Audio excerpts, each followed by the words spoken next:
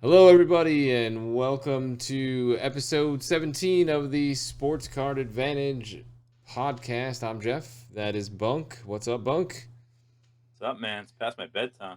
I know, guy. 9:30 at night on 7/13, July 13th. We are recording this episode 17. Anything going on in your world these days? Nope. Travel baseball's over. Got nothing to do there now. Kids, I'm not a big All-Star game fan anymore. So I'm not even watching that, obviously. kids are Sitting done. here talking to you. Kids are done. Yeah, God forbid. Kids are done with sports for the summer. Yeah, I think so. Might be a couple tournaments coming up, but for a while out.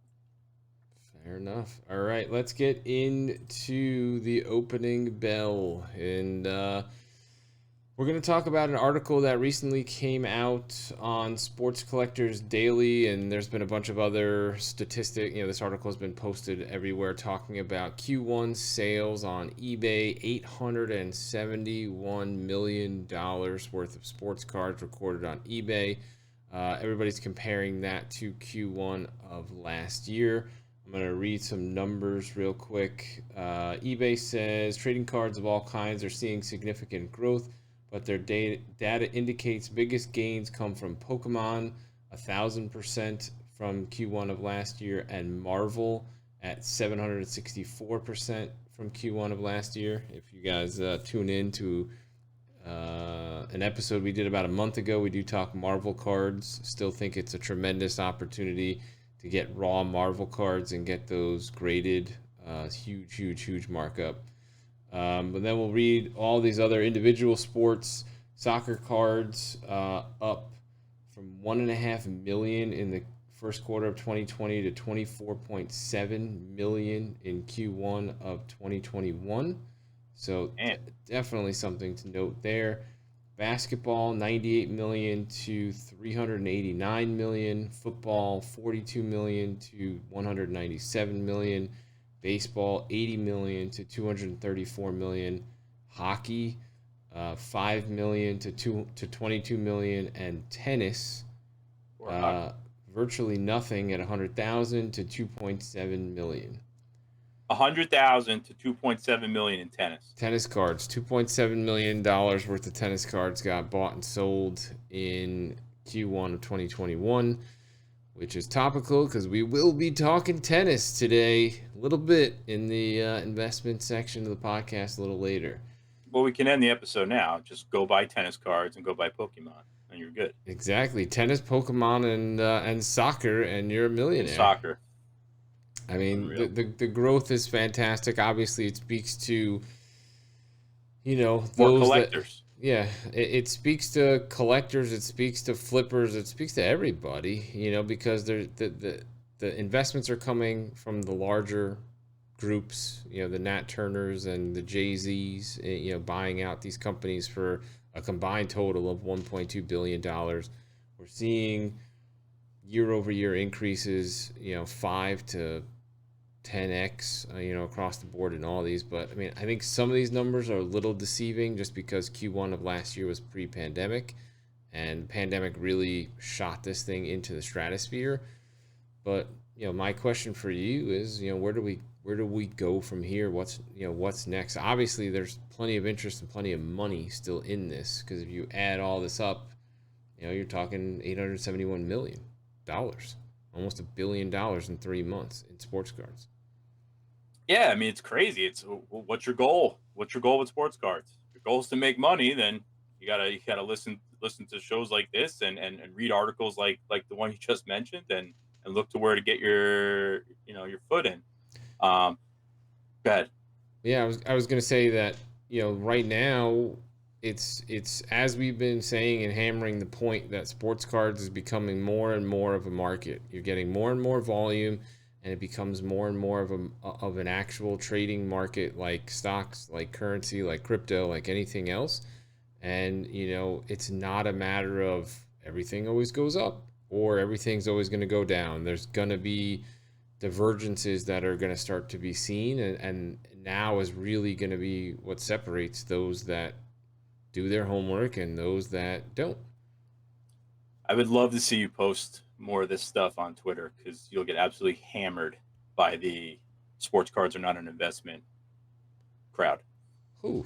Who says that they're not an There's investment? a ton of people out there. There's a ton of people that are on their high horse about. I mean, I tend to I get it. They're talking more from a financial standpoint. You have market background. I have no idea what's going on there, But but what's the logic? Like, what are they saying that sports cars are? Just a hobby? no, just from the standpoint there aren't dividends. It's not a company. It's not, there's so many, they bring in all these other factors that why it's not an investment in the true definition, But you have people of that it. invest in coins, people that invest in stamps, people that invest in art. What the fuck's the difference between a sports card and any of that? Like I said, that's why I want to see you get into a conversation with some of these guys. I just chuckle because I don't care. I don't call it investments. I mean, I get it. I mean, I see it both ways, but Well, I mean, talk to what the fuck is his name? Mark, what is it? The guy who bought the Mickey Mantle card for $100,000, the PSA 10 Mantle card for 100 yeah, grand. and they would come back with an explanation as to why that's still not an investment. Well, I will debate I'll any. tag you. I'll tag you in a few threads. Yeah, please do because I will debate anybody as far as Oh, what is. great! I'm going. I can think of one right now. I'm gonna go in and throw your. I'm gonna tag you right in the thread. Well, tag the Sports Card Advantage Twitter or Instagram as actually, excuse me, Grandpa, you don't know how to use Instagram, so No, tag it's way over my head. tag the Twitter, and I'm happy to debate anybody, as far Uh, as this is concerned, because this right here shows you that this is growing into a market and will be an investable marketplace like anything else. I mean, as the biggest thing that drives me crazy when people talk about sports card prices is when they talk about fluctuations in price, and the problem is you only have one sale. So it could have been just some dumb schmuck who overpaid, and yes, it's a sale, but it doesn't reflect an accurate market price, and that's the only difference right now between something like stock market and crypto or currency, is that the trading volume on those is so much larger that the noise of these one-off buy it nows gets, you wouldn't see that when you're looking at a Microsoft chart versus, a Luca chart. So right. that's the biggest difference. But $871 million in 3 months, it speaks to itself. The biggest change is that there's so many more cards than there are financial trading products, and that's why the volume gets so diluted across the board. But I think that you're starting to see more concentrations, and I really think that technical analysis and looking at charts is going to be more and more important for trading, for sports cards. But the thing that concerns me the most here, we've talked about it before, is that these card companies will continue to try and print more and more products and dilute the market even further. Yeah, I mean that's always the fear. I mean that's how we got into the last junk wax era. So Yeah, hopefully they stay the course. They're making money. It's a matter of how much they want to make. yeah, and they need to invest in crappier printers. Uh, going Uh, back to the conversation we had before the feel podcast a gem started rate combo about coming. the gem rates. Some of these more modern products, the gem rates, and for those of you who don't know what a gem rate is the amount of cards that are submitted that come back tens. 2019 Prism Basketball, the gem rate on that was over 50%. So there was 380,000 cards that were submitted, and over 50% of those came back tens. So shout out to gemrate.com for providing the data. You were looking at baseball, before, and what were you looking at? 2018 Yeah, tops. I was looking at the 2018 update and update Chrome, and they were staggering percentages coming back gems. And we're talking update, the paper base, which I was surprised came back at whatever it was, 63% were gemming. Yeah, and so it's gonna get interesting as far as the print quality, but now with the price of grading PSA, it gets interesting as far as what do you do. Example, this year, if you pull in previous years, the amount of 2018 Lucas that were submitted, was crazy because you could get a cheap submission. But this year, for example, you pull a 2021 Anthony Edwards or even Lamelo base cards, you really have to think twice as far as whether or not you're going to submit those for $200 to $300. And I think that you're going to see a lot less. So I do think at some point, unless PSA really drops their prices, that you will see a bit of a base resurgence because you won't see the pop levels that you have now. Yeah, give me an example of a 2020 rookie card that you would have graded in the past, and would you grade that now based on grading prices for, let's say, PSA? Yeah. So, for example, if you're going to take somebody like a Bo Bichette or a Luis Robert or someone of that nature, I'm going to think twice about grading just a Topps Chrome base card or the flagship card. I'm gonna want to get a refractor or better probably, and at that price point, it's got to be even lower than that. Yeah, it was what the Bichettes and Luis Robert, even the Topps Chrome PSA 10s on those aren't going for what it costs you to grade it. No, they're going for less than that. Yeah. So, we'll see what happens as far as the future of PSA and their prices and SGC values, HGA values, whenever BGS comes back online and what their prices look like. But, we talked about it last week, and, I think that we're definitely still in a state of flux on all this. But, overall, the value is here to stay as far as the industry, but it's more just a matter of you really got to find your opportunities, and you have to look at different things, and that's one of the reasons why that'll lead us into our investment section here as far as why we're starting to look at guys that are best in sport and lower populations on cards, and still trying to find affordable opportunities. Yeah, I mean, I think the best thing that's going to come out of the costing more to grade is, to your point, people are going to submit the lower numbered refractors and color parallels, right? You're not going to see a lot of the base getting submitted, if or Christ, if any. And then that's going to drive the good thing to come from that is if everything's coming up and all the graded cards are these lower numbered parallels and color refractors and such, then you're all of a sudden everyone's raw holdings of those cards are also going to go up because then Yeah. people are going to be going up. Because for a while, back in the day, the Bowman Chrome Gold Refractor of any player you got was awesome. It was like, oh my god, it's the rarest thing ever. It's a cool. It could be anyone, and it was. And then all of a sudden, to fit cards out of 50 were a couple bucks. Like nobody cared anymore. Yeah. So I'm actually looking forward to see with this grading trend here. Maybe those cards start increasing in value again. Yeah, I mean, right now the cheapest price to get a card graded, and that's with HGA and 60-day turn, is $20, because I believe SGC is 25 or 30. 30. Yeah, $30. And right now cheapest on PSA is 200, and BGS is down. So we'll see as the time rolls on, and what the lowest price point is. But I think if PSA keeps their prices minimum at like $50, then that shuts down a lot of the people that are submitting $20 base cards, because you literally have to guarantee a 10 in order for it to be worth it. Well, PSA kind of guarantees a 10, don't they? Well, I guess with a gem rate of 60 to 80% on some of these products, it's pretty close. Anyways, still waiting for that PSA versus BGS rant coming from you, but still haven't gotten it yet. One of these Well, it days. would help if BGS opened up. Yeah, it would. Yeah, it's kind of giving you not much of a leg to stand on here, but Yeah, and anyway. then everything we're talking about, we still have to wait. We're gonna have to wait 4 to 6 months, right? We got to get the PSA backlog cleared out.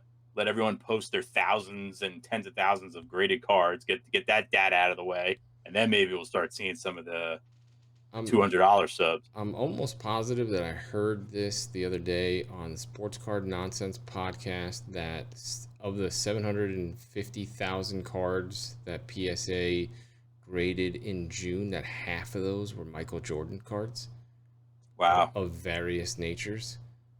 I'm wow. I'm almost positive that I heard that. Hopefully I'm quoting that correctly, but that would be fucking insane. I Well, mean, yeah. I mean, listen, you figure what? You're in the middle of the pandemic. Everyone's getting back into the hobby. Everyone just opened up their shoe box and their binders, and we're like, "Oh, Michael Jordan, let's go." yeah. Well, I mean, some of his random cards from like 1995 that grade out to PSA 9 or 10 are going for a few $100. I mean, there's just some of them are just literally $200-300 that are nines and tens, and with PSA, as long as the card's centered, you give it a little wipey wipe, you have a good shot at a 9 or a 10. Yeah, you're coming around. You're coming around. I like it. I mean, you look at the number. I'm a numbers guy. You look at the Numbers don't numbers. lie. Yeah, numbers don't lie. If 50 to 60% of basketball, at least modern basketball anyway, but I mean, you look at some of the stuff from the 80s and 90s, some of these PSA 9s, the populations on these are 30,000 plus. I mean, so obviously there was a lot of copies that were printed, and most, a good amount of them were decent. I mean, we talked about it a couple of weeks ago. The Ken Griffey Upper Deck PSA 9, there's 32,000 of them that are PSA 9s. That still blows my mind. I mean, the print run on that had to have been freaking ridiculous. You have 32,000 that were submitted and came back a 9. So, anyway, we'll move on. But the takeaway on that, 871 million and growing. We'll see as Q2 numbers come in probably in the next couple of weeks, and see how that'll really be the test for me. How does Q2 compare to Q1, and how does Q2 of this year compare to once the pandemic was, people were stuck in their houses? What do those numbers look like? I think Q2 last year is going to be high. Well, that's the thing. We got to look at some point. We got to grab some more data here, but I want to see what Q2 is, and see that this trend is continuing to grow. But prices are way down from the last 6 months, and I think people are going to see buying opportunities. Yeah, box prices aren't down. Singles are though. Yeah, single prices. Well, just wait until football. Box prices are going to be bananas. All right, moving on to the investment section of this week. We got a mixed bag for you. Talking a little football, little tennis. Starting with Brett Favre. We're going to go 1991 Stadium Club Brett Favre. We'll start with the PSA 10. PSA 10 is currently $284, population 1,800, and what I like about this is there was a nice bottom that was formed basically from May of last year to January, and then it shot up with everything else. It peaked out at about $1,100 in February and has come back down to the levels that we were seeing last year. So this card is sold between $225 and $310 over the last 3 weeks. Formed a nice little bottom there. So I definitely, if you can get it for around $250, I think Brett Favre is regarded as a top 10 quarterback of all time. He is top 5 in most of the important statistical categories. The population is not that high as far as 1,800. And, you have basically a total peak at 1,100, which is roughly 4x where it is now. So definitely some room for growth. And, based on the fact that he is one of the best quarterbacks of all time, you should be sitting on a nice bottom and, hopefully have upside from here. Yeah. BGS reporter, what do you got for me? There's the same number of BGS 9.5s. There's about 1,800 of those, and they sell for $71 was the last one. Wow. So for my money, since I think the better graded card is the BGS 9.5, and to your your data there, I'm gonna jump in on a Favre 9.5. Yeah, so you said $76. Yeah, 71 was the last one that sold. Oh, $71. Okay. Yeah, and obviously there's no 10s for sale because there's only 22 in existence. And where are those sitting? Probably somewhere in Green Bay. Got to imagine there's a few people that Packer fans in Cheese Country sitting on a few of those tens. Are there any BGS 9.5s for sale right now on eBay? Just out of curiosity. You looking for a buy it now, or are you looking for I don't a know, dude. At $70 for a Favre rookie, sign me up. Let's go buy one right now. yeah, I mean, Craig, you could find yourself a quad 9.5 or a little more than that. I'm in. Well, that's what I said. What do you got? Is there anything available right now? We'll do a little live purchase right here on the podcast. Nah, all the Nah. quad 9.5s are going for $3 bills. Wow. Okay. That's $71 was at auction, but let's see if there's any at auction. All the buy it nows are how you know how eBay is. Well, is it Everyone thinks they're best? a millionaire. Do we have a best offer that we can lowball? I don't lowball people. I do. Uh, The thing that no, there's not even any up for auction. What's going on? the thing that annoys me most when I lowball people is they don't even counter. They just say no. It's just like don't have a best offer, available, and it's like okay, I'm gonna offer you a little bit less than comp, and then get insulted and just decline like counter offer so we can at least try to negotiate.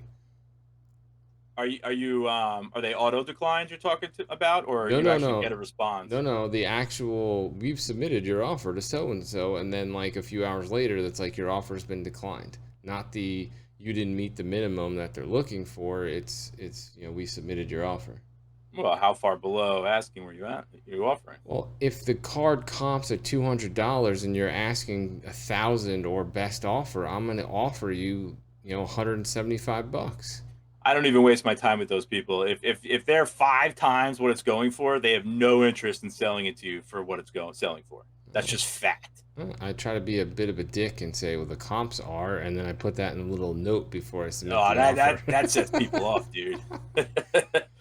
The best is when a card's selling for $50 and you offer 42 and you get auto declined at 42. I'm like, well, what's the point of but you have to offer 47.50 for it to go through. Yeah, it's stupid.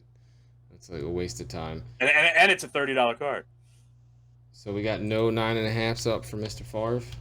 Yeah, there are. The lowest one is 200 or best offer. Dude, so you're probably going to get in there and offer $71. Offer him $100. If it's a quad 9.5, I would absolutely offer $100 for 9.5s. Let's see. This one has no subgrade, so there's one right now for $199, 9.5, 9.5, 9. So 3 9.5s and a 9 for $199, which still is not terrible. No, compared to the PSA. Oh, yeah. All right, we're gonna bore the 68 people that listen to us every week here. So why don't we move on to the next one? 1998 Topps Chrome Charles Woodson. Oh, this is all you. So the reason why we are looking at this card is because Woodson is about to get inducted into the Hall of Fame, and that takes place in about a few weeks, and his cards are selling between 175 and 275. Last sale was 202. You can get this card for around $200. It peaked out at 850. Another 4x. Wow. Another 4x. Same. The theme that we have going on here is top 5, top 10 at their position, Hall of Fame, low pop. And it may not be something that shoots through the roof in the next week or two, but these are cards you can definitely afford because they're a few $100. You can throw them in a drawer, and you should be able to make some money on them as the market heats back up. We get to the National, we get to football season, some of this stuff should heat back up, and there should be opportunities, for this. I mean, the refractor selling for 1,500.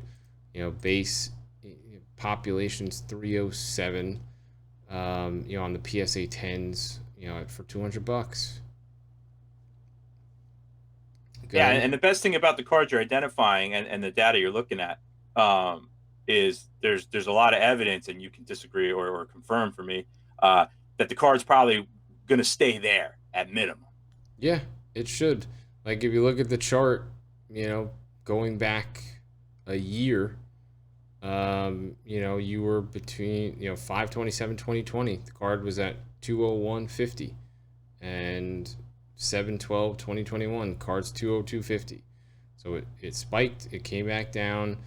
Um, this card with the low pop, eventually this is what people are going to be looking for. They're going to be looking for guys that are best at their position, best in their sport, low pops, cheap prices because there's room to grow. If this card was $800 or $1,000, I would say, pass. But it's not. It's $200. It's PSA 10. No, I like it. I like it. You're not getting in, like to your point, you're not getting in on the high side, and at worst case scenario, if it's something you can't, you're not buying it to sit on it for a while. You just get rid of it for the same price. Yeah, I mean, this card hasn't dipped much below $200. It hasn't dipped below $200 actually since April of 2020. So right around, when everybody started buying, that's, when the card got over And even that 200 was on the bucks. early side, so Yeah. that would make me feel a little better that in April, if it was there, it was probably there the April before that. Yeah. So, Close. it's definitely something that I feel that you have, once again, we will keep beating the shit out of this drum, is low risk with potential for growth. And some of these cards, if you lose 30 or 40 bucks on them, it's not that big of a deal, and it's better than, having bought it at 800 and now it's at 200. Like Luca PSA 10s. Yeah, there's a shit ton of people that bought Lucas at $1,200 thinking that was the level of, that it was gonna hold, and then all of a sudden the bottom dropped out.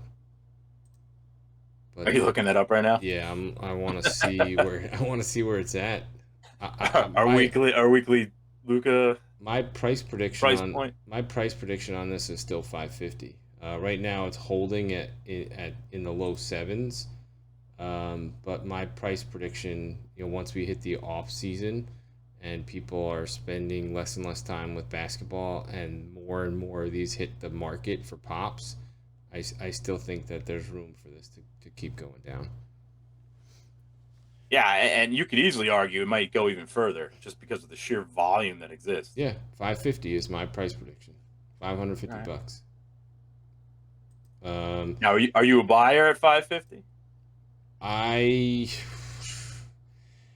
Right. I mean, the stats that dropped this week right now, as far as points per game, Luka is the highest scorer in playoff history, including Jordan, LeBron, everybody else. Dallas can, if Cuban gets off his ass and actually makes, builds a little bit of a team around him, and Dallas can continue to make the playoffs and eventually win a title. I mean, you gotta be. He could go down as a top X player of all time, and you got to be a buyer at some point, just to sit and hold one. Yeah, and again, for somebody like me, I look at that number of PSA 10s. I'm like, there's no shot I'm spending $500 on a card of that high. But to all the points you just mentioned, you gotta understand the market, what sport you're in, who the player is, and where it could go. Yeah, and right now, I think the pops on this is gonna go to 25 or 30,000. I really do. So we'll see. Moving on to our last investment of the week. For the first time in Sports Card Advantage history, we are talking tennis. We're looking at 2003 Roger Federer. We're going to be looking at the PSA 9 Elite 2000. It's card number 3. Once again, in continuing with our theme, we are looking at somebody who's regarded as probably top 3 of all time. He has 20 Grand Slam titles, and he's nearing the end of his career. And you can get one of his best cards for $360. This thing peaked out at $2,600 back in March. So you're talking roughly 6 or 7x where it is now. And same as all the others, you had some support and bottom levels back through 2020, and now would be a time that I'd buy. He just lost, so if you want to wait a little while until the price may come down a little bit, but I think if you can get this card at 350, once again, solid upside with minimal downside risk. Best one. Yeah, Go ahead. Say that again. I was gonna say, one of the best tennis players of all time. The card should not dip much below, and the print run is limited. So it's Elite 2000, meaning that there was only 2,000 made, and there's 142 PSA 9s and 138 PSA 10s. And what's the 9 selling at? 9s are selling for $360 right now. The last one sold for $360. The one before that sold for $320, and that was July 3rd. Interesting. One of the rare things here, the last 2 BGS 9s are outselling the PSA by $100. Wow. So the BGS 9s are selling for $460, $450? I got one at $485, and I got one at $431. Wow. The $431 was the end of June. There you go. I mean, all the way around, though, you have less than 150 pops for BGS 9, PSA 9, PSA 10, and then I'm sure BGS 10, there's probably less than 10 of them. Oh, yeah, without a doubt. Without a doubt. I think there's 99, 9.5. I actually don't think there is a 10, maybe. Oh, okay. Well, either way, in our opinion, solid deals on these cards, and Oh, I lied. 14 10s. 14 10s. Okay. I mean, you're probably almost impossible to find, and Yeah, there's no doubt. There's no sales. Yeah. So I think I have seen a couple of these 9s on eBay, so that you can get a few of them out there, but they will be few and far between. Yeah, and there's only 2,000. So regardless of who graded it and what the grade is, if you're buying the card, you take this other data. Am I putting you to sleep, sir? No. No, but like I said, there's only 2,000. So buy the card, but find the case that you like and go grab it. And I took the opportunity to yawn because my card ladder screen is up, and the audience cannot see me, but you can. So thanks for shouting me out, guy. Oh, technical. Yeah, technical. Yeah, I mean, that's what I said. The print run's limited. There isn't all of a sudden going to be a flood of these, and as we talked about at the top of the show, tennis grew 5,000% from Q1 of 2020 to Q1 of 2021. So people are looking for other ways and other opportunities to find value in sports cards, and tennis is one of those areas that people are looking at. All right. Any other investments? Any other things you want to talk about with those 3 cards, or anything else? Nah, let's keep it moving. All right, guy. We will keep it moving. We got a new segment this week, and it's going to be called Slab Wars. And Slab Wars is we're going to be looking at topical cards and how they rank PSA versus BGS versus SGC versus HGA. We're going to look at those as the top 4 players in the grading space right now. And no GMA. Fuck GMA is. And the first card that we're gonna look at, so we're gonna look at 2 cards every week, or most weeks. One will be a lower end card and one will be a higher end card. This week's lower end card, just for the sake of obviously Acuna had the injury and a little bit topical. We have a 2018 Topps Chrome Ronald Acuna. The SGC 10 on July 3rd sold for $163. On July 4th, the PSA 10 sold for $190. And here's the interesting part of this is on June 22nd, the HGA 9.5 sold for $202. And keep in mind, we do not use buy it nows. We do not use best offers. These are auction only. Feel that that is the best representation of what a card's value is going to be. And, so that is, the interesting thing here for me is the HGA 9.5 sold for 202, which was more than the PSA 10. Granted, 10 days apart, but not sure how much that matters because this was before the injury. Right, and he was having a great year. Yeah. So, it seems lower end, these guys are all, it's comparable. So submitting to, like everybody's bashing, like HGA's been getting destroyed, online with all the mistakes and everything else that's being made, but it seems that the value's holding, in regards to at least on the lower end stuff. And Yeah, what kind of custom label they have on that card? Is it eye appealing? I think it was just a color match, like a team color match. It wasn't anything like out of this world outrageous. It's just, I think a lot of people are afraid to buy HGA or grade HGA and or SGC because it's not PSA, but it seems like these are all relatively in line, with each other. And you'd anticipate PSA to get a little bit of a premium over SGC, which it does, but HGA is holding its own with that card. Yeah, and over the weeks where we do this, there's been a lot of cards where HGA's outsold the PSA 10 in a lot of cases. Now that has come back down to earth. Yeah. When HGA was shiny and new, it was definitely got a bump, but that's starting to come back down.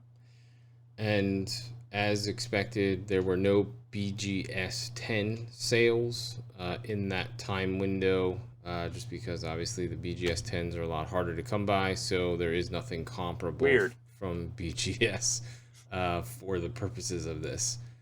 The other one that we're going to talk about is higher end card, more expensive. This is where the discrepancies get real interesting. 2015 Prism Silver Devin Booker. Obviously, these cards have been shooting through the roof because the Suns are in the finals. June 13th, we have a PSA 10 sold at auction for $4,380. June 15th, we have an SGC 10 that sold at auction for $1,676. And June 14th, we have a BGS 9.5 because, once again, no BGS 10 sold in that time. BGS 9.5 at $2,247. And this card pretty much doesn't exist in HGA, so there's no comparable sales. So, to me, here you have no brainer. Anything higher end PSA, got to be where you're at.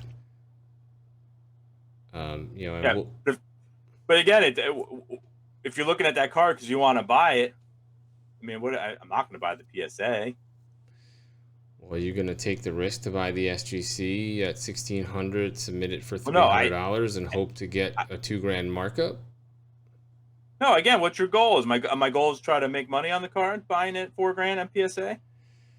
Well, yes, that all depends. If you're PCing, then an SGC 10 should be no problem because you just, it's a PC and you have it for your collection. But if you are looking to make, if you're looking for resale value, then you got to look at PSA. Or, your BGS 9.5, should also help, stick with value. We still got to do this content of grabbing some cards, cracking them, and resubmitting them, but unfortunately I'm not. It's going to cost too much to do that now. I wish I did that 2 or 3 years ago. Yeah, because I think it'd be eye-opening. Yeah, well, I'm potentially willing to, if we can find some cards that are like a couple $100 that are BGS 9.5s, just for the sake of content and for the sake of submissions, I would buy some of those and submit it to PSA and see what we get at the $200 level, or wait until they open the $100 levels back up and just see where those go. I think any BGS card with at least 3 9.5s, and definitely any BGS quad 9.5 is coming back at PSA 10. Well, we at some point we will. 100% is coming back unless PSA comes out with a 9.5. They're all coming back at 10. 9.5. 9.5. Well, we will at some point. You know, the rumors All of are. them. They're coming back at 10. Every single one of them. Every BGS 9.5 you buy, the majority are coming back at 10. All right, guys, start scouting me some And cards. maybe not now, because now they're cracking down. So now you got all these 9s coming out and people are bitching. Well, scout me some quad 9.5 BGS cards, and you know, we'll acquire those. And as soon as PSA in 2023. lowers their pricing to $100, we'll submit those and see what we get. But you know, it just goes to show you that, you know, SGC, as much as people are liking it as far as fast turnarounds, cheap, it seems like you're gonna do that for lower end stuff. You know, higher end, you know, yes, there have been some one-offs of SGC auctions closing for six figures, but I sure as shit would not submit anything that high end to SGC if I'm hoping for resale value. Just based on, yes, this is a small sample and we'll look at more data as we go, but you know, we'll be looking at this stuff on a regular basis. But a card that high like that Booker, an SGC 10 for 1676, I'm willing to bet everything I own that they're cracking that open and it's going to PSA. Well, I would. Yeah, of course you would, because A, it's high enough that you're going to pay the $200 for it. But that's why I'm all bent out of shape about there's too many goddamn PSA 10s. I can't take PSA seriously because there's too many of them. Well, there are a few of them floating around. I'm actually looking up what the And if in nine. 40 years I'm wrong and I have 50,000 9.5s and they're still lagging behind PSA 10s, well, so be it. So this, For me, I want the better, what I believe is the better graded conditioned card, regardless of the price right now. so this would be Because an interesting experiment. If you can get the SGC 10 for $1,600, the PSA 9 is going for $1,225. So if you get that, crack it, and submit it for $200, you're taking basically a $600 risk $600 risk to make what, 3,000 to or make 2,500. $2,500. That's And if you have that kind of money, you probably don't care about the $600. I mean, that's an interesting risk reward right there, you know. So It's 100% what happened. yeah, well, I mean, But you look at all these BCCG 10s that come back, the Beckett Collectors Club nonsense that they did. People buy 10s of those all the time. None of them are in their case still. you saying the pop numbers are not correct? None of the pop numbers are correct. I mean, look how many YouTube videos there are of clowns cracking cases open. I don't know if I had one of those little The only numbers that are probably close to correct are vintage numbers. Yeah, And even then, people are cracking the BVGs and sending them the PSA because of the markup. that's the game that we're in right now. Yeah, I know, it stinks. All right, get off my lawn. Let's move on to the next segment, hot takes. We're gonna talk a little Lamelo Ball. Personally, I can't wait, Lamelo. Personally do not like Lamelo or LeVar. And Alonzo's not too bad, but Lamelo, we're gonna be talking about Il Lamelo signed product. As of now, as far as we can tell, there is nothing Lamelo in a pro uniform and an autograph. So you want to read the little snippet from Blowout that we found in regards to this? Yeah, I guess I closed the I guess I closed the window. So if I can't bring it right back up. So you are 2 for 2 in being prepared for today's Yeah. podcast. No, I was prepared. No, I got it. It's right here. My bad. All right. So again, this is from the Blowout forums. This is source to be determined. I have no idea if this is true, but we're hearing this a lot. And like most things in the hobby, rumor wise, they prove to be false. But the Ball family history might suggest that this could be real. But here's what the user said on Blowout forum. From what I've heard, LeVar Ball was asked about it at a prep game from LeVar's mouth. He said the following: Lamelo and Panini only reached an agreement and signed the contract for the draft pick non-NBA cards, and that they were a part of the compensation in the contract for the they were far apart in the compensation in the contract for the NBA autos. Makes sense since that those are his only live autos. He said Panini wanted to see the resale value of products with him in it first to offer more. I don't know if that's common practice or not, but when they came back a few months later, Lamelo requested even more than he wanted months prior due to the explosion of his autos and the hobby in general. LeVar said he would not be signing any card for Panini and that they were exploring selling his autographed stuff through the Ball brand and creating his own website for it so you can send stuff to get signed and buy directly from them. He said LaMelo would not be signing any Panini cards at all for the foreseeable future. This was a rumor I heard from a friend, and that a friend of a friend, and heard it from somewhere else. So obviously, is it true? Don't know. Is the source true? Don't know.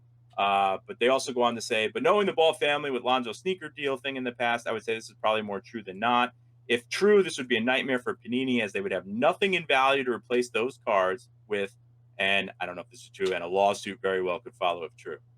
So basically, to help support this story, as of now, if you go on eBay, completed or current, and look for LaMelo autos, the only thing that you are seeing is him in college uniform and redemptions. And as far as I know, none of those redemptions have been redeemed and actually been provided with a LaMelo card, because some of those people would have listed them on eBay. And if you look And at they're selling for big bucks. yeah, the redemptions are selling for big bucks. And if you look at all the other rookies in the class, Anthony Edwards, and Quigley, and Cole Anthony, and whoever else was in the 2021 rookie class that I can't think of off the top of my head right now, there's auto products of all those guys in Prism and Origins and Noir and all the other products. I mean, Noir literally just came out. There's auto products from the rookie class other than LaMelo.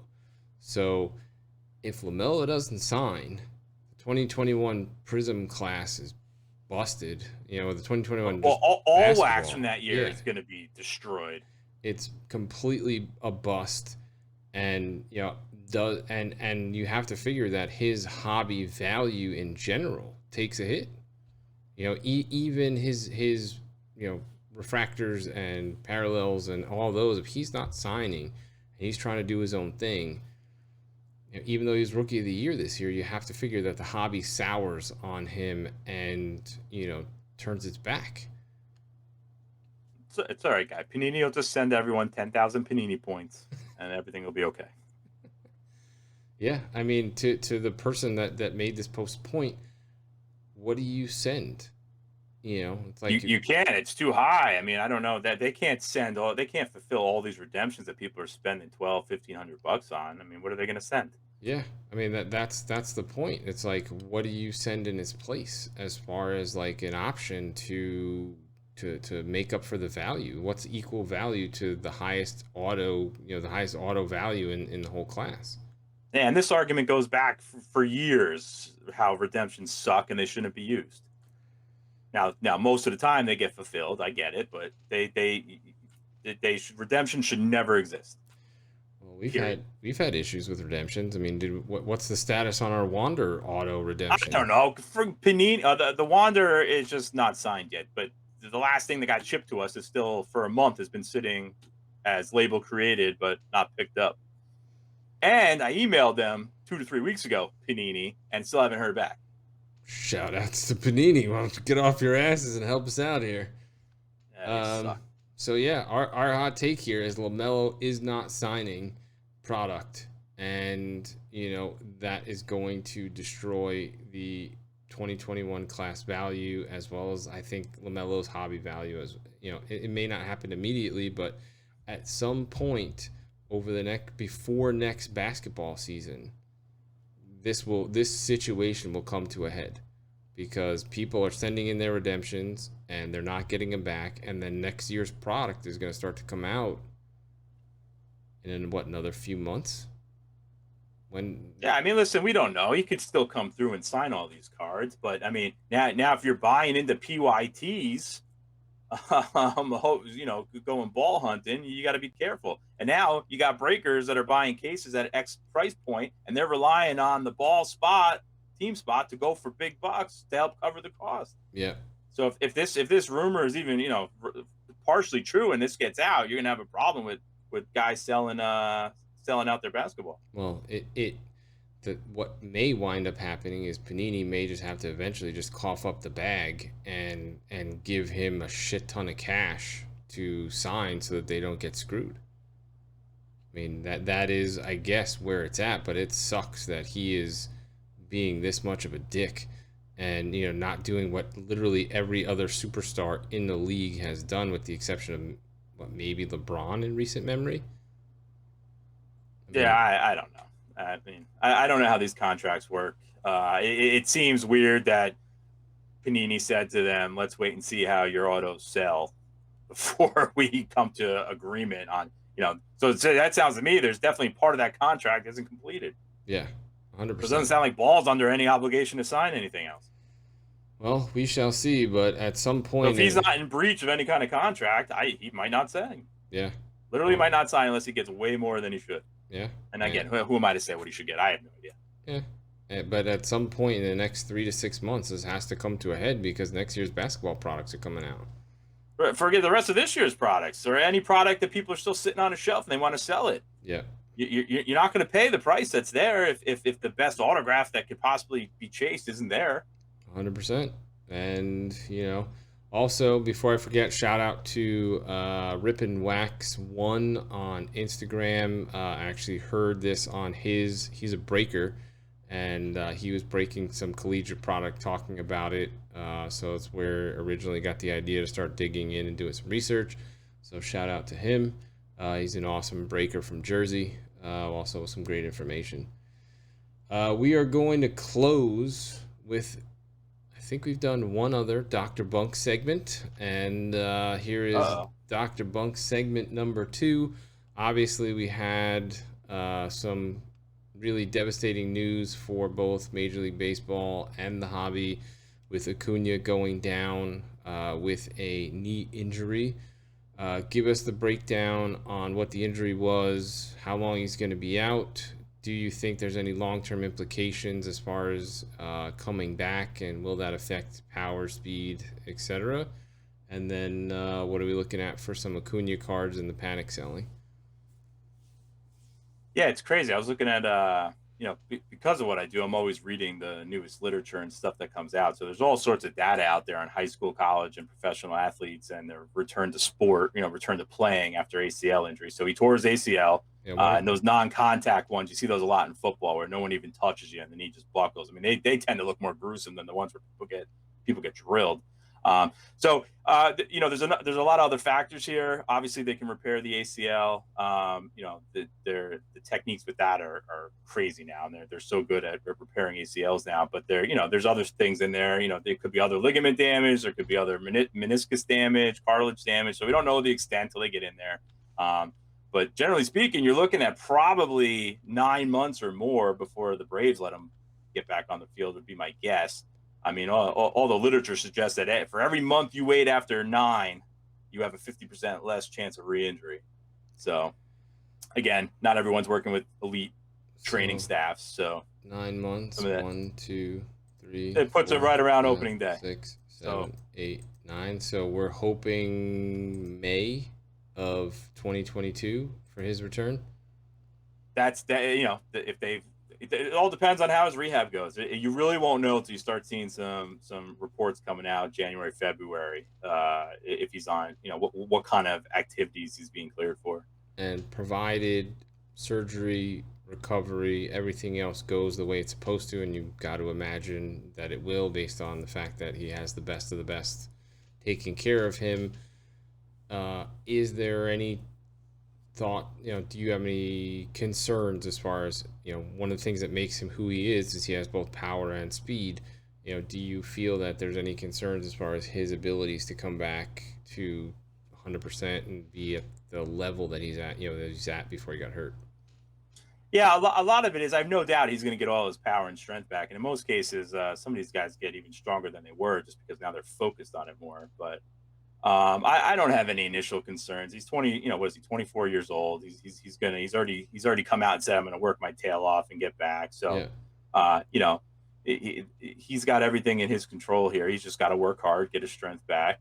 Long-term issues, I don't, after baseball, he might have issues in that knee, but, of anyone with an ACL tear, especially anyone listening that's had one, you're at a higher risk for re-injury regardless. If you've had one, you're at a higher risk for two. So the nice thing is he plays baseball, so you don't see a lot of those on the field. But so there's nothing here that I'm concerned about. Although I did, to bore some people, I did find a study that said if it was your rear knee of like 100 athletes they looked at or something like that, there was a 12% loss of batting average if it was your rear knee. But if it was your front knee, you gained there was a 6% increase in your batting average. Well, I don't know where was this rear knee or front knee? That was his rear knee. Okay, well, I guess we'll see. From a card standpoint, you're gonna. It's too soon. It's too soon. I did a couple quick searches of buy it now. Buy it nows are strong. Sales are strong. No one's panic selling on Acuna. Personally, I think you just got to got to hold it. But I think I think this off season for Acuna is going to be telling in terms of people worried about his injury. There's definitely some card. I mean, at least maybe the higher end stuff is holding, but the base stuff, there's definitely some panic selling and people are dumping it. If we look at, that's one of the reasons why I wanted to try to look at some of the other stuff that would provide some opportunities. But if you look at, for example, his Topps Chrome, I mean, that thing. Short this data, 187 down to 147 over the last couple of days. I mean, that thing was all, it sold for 230, 180, over the last whatever before the injury, and then you got a drop off. So I mean, I don't know about panic selling, but definitely, look at the refractor. Refractor's flat. So the higher end stuff seems to be holding for now, but I think people are definitely going to be looking for deals. Yeah, like I was looking at his 2017 Bowman's Best autograph, and someone hit a single bid at 199, and they sell for just over $200. So I was like, maybe this guy hit the bid, before the injury, but the bid came in at the last second. It was on July 13th, so unless they had their head in the sand, they were well aware of the injury and still hit the buy it now. Still hit the single bid at 199. So. Let's look at his 2017 first Bowman. This actually has gone up 254 to 274. I dropped 309 to 254, back up to 274. So yeah, I think the time. I mean, you should always be looking if you're looking for deals. But I think the time for Acuna is going to be over the offseason, and the reports start coming out. Everyone they can't write the same thing, right? So there's going to be plenty of reports coming out saying, is he going to be ready for spring training? Maybe he'll be back also, whatever it is. Once people start seeing how that information coming out, I think that's when you'll see even more dips in the price as people start to wonder, well, what's going on? Yeah. But listen, he's 24. They do these surgeries all the time. He's going to come back strong. Yeah. And if you're an Acuna fan or Braves fan or whatever, definitely some opportunities on the base stuff.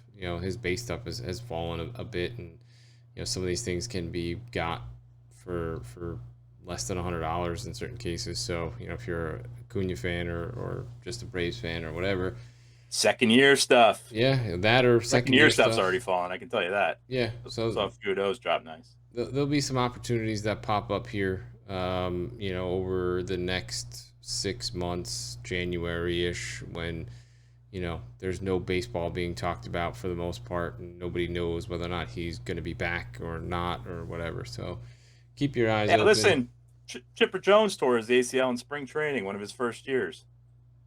He went on to be a Hall of Famer. And that was back in the early 90s, ACL reconstructions. There you go. Alrighty. Anything else you want to talk about today? No, we've babbled a lot today. Yeah, we definitely ranted and raved a little bit. We're right at the hour mark here. Well, you got some editing to do. Yeah, I'll edit out a few things, but all right. Well, we are episode 17 is in the books. I was gonna drop a Winger reference, but I'm pretty sure that song got canceled a while ago, so we're not even gonna mention it. And on that note, have a good week, everybody. We'll see you next week.